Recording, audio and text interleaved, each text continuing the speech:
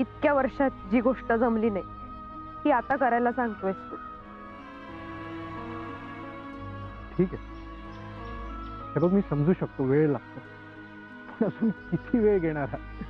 Seriously आहे, मी तुला फक्त एकच सांगू रोहिणी, काही झालं ना तरी जस्ट डोंट गिव्ह अप. आणि ती वेळ आता आली.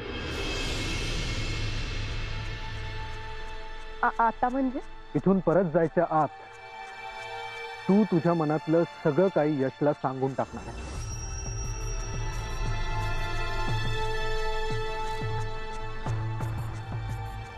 अरे पण रोहिणी, जर तू सांगितलं नाही तर आपण इथून परत जाणार नाही. That's it.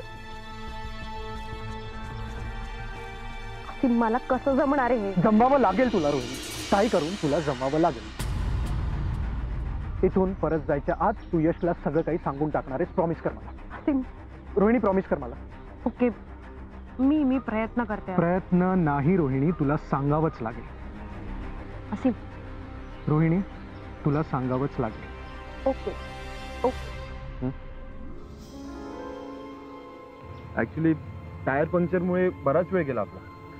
हो ना, हेवाना तर ती व्हॅन हायवे पर्यंत सुद्धा पोहोचली असेल. ऍक्च्युली काय मग दिसला कलरफुल पक्षी? हो दिसला ना, आणि खूप सुंदर होता. हो ना रोहिणी? हो. कसं आहे, आयुष्यातले रंग बघायची सवय लागली ना की आपल्या आजूबाजूचं सगळं जग खूप खूप सुंदर दिसतं.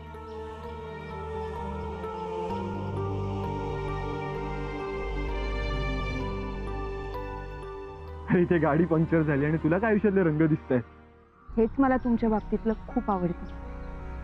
म्हणजे हीच तर स्पेशालिटी आहे ना यांची. पण काय वाईट आहे सांग ना? कसं आहे, आपल्या आजूबाजूला अशा अनेक गोष्टी असतात, अनेक व्यक्ती असतात जे आपल्या आयुष्यात रंग भरतात, आपलं आयुष्य सुंदर करतात. हा, आपण फक्त त्यांच्याकडे लक्ष देत नाही तेवढंच. हा, म्हणजे कधी कधी असं होतं ना, एखादी गोष्ट व्यक्ती असेपर्यंत आपल्याला व्हॅल्यू कळत नाही, पण जेव्हा तीच गोष्ट आपल्यापासून लांब जाते, आपल्या आयुष्यातून निघून जाते ना, तेव्हा कळतं आपण काय गमावलं. एक्झॅक्टली.